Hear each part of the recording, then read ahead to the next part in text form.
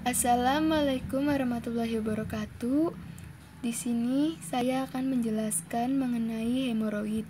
Sebelumnya perkenalkan saya Friska Nur Afriani, NPM 1922010028, perwakilan dari kelompok 6. Untuk patofisiologinya itu di sini ada 3. Yang pertama yaitu etiologi, faktor resiko, dan juga manifestasi klinis. Untuk etiologi, hemoroid disebabkan oleh obstipasi yang menahun dan uterus gravidus. Selain itu, penyebab dari hemoroid yaitu adanya konstipasi kronis dan mengejan yang menyebabkan pembesaran dan prolapus sekunder.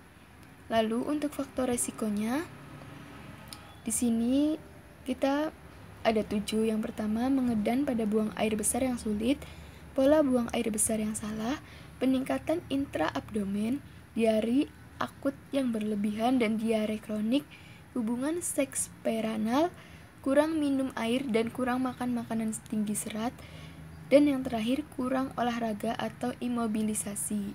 Lalu untuk manifestasi klinis, menurut Kardiudiani dan Susanti tahun 2019, yang pertama itu ada perdarahan tanpa rasa sakit saat buang air besar, lalu gatal, adanya rasa gatal atau iritasi di daerah sekitar anus, lalu ada rasa nyeri. Keempat, ada pembengkakan di sekitar anus, dan yang kelima, benjolan di dekat anus.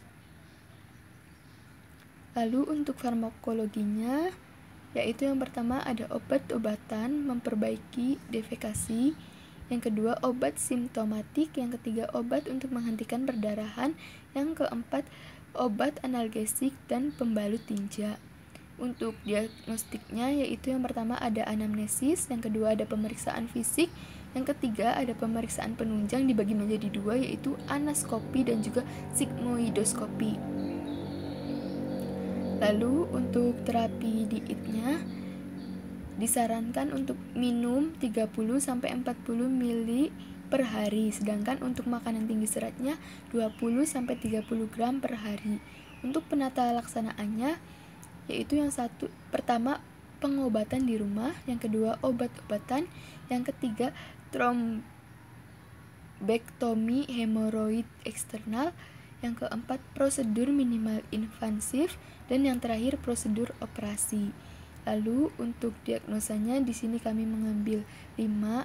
Yang pertama yaitu resiko perdarahan berhubungan dengan tindakan pembedahan, untuk noknya keparahan kehilangan darah, dan untuk niknya pencegahan perdarahan. Yang kedua, nyeri akut berhubungan dengan agen cedera fisik. Untuk noknya kontrol nyeri, sedangkan niknya manajemen nyeri akut. Dan yang ketiga, resiko konstipasi berhubungan dengan hemoroid. Yang pertama untuk noknya eliminasi usus, yang untuk niknya manajemen konstipasi. Yang keempat, ansietas berhubungan dengan ancaman pada status terkini, untuk noknya tingkat kecemasan, niknya terapi relaksasi. Yang terakhir, untuk diagnosa terakhir itu kita mengambil intoleran aktivitas berhubungan dengan fisik tidak bugar, untuk noknya toleransi terhadap aktivitas, dan untuk niknya terapi aktivitas.